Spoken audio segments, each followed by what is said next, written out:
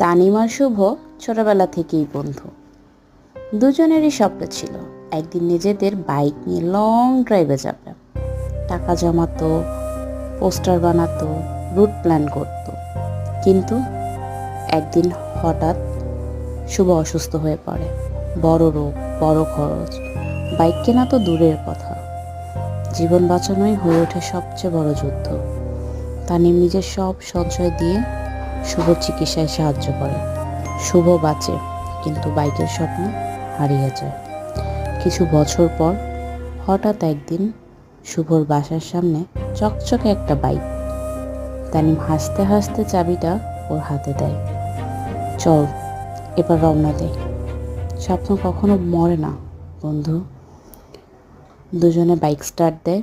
রোদের আলোয় তাদের ছায়া পড়ে রাস্তার ওপর, ঠিক ছোট্টবেলার মতো।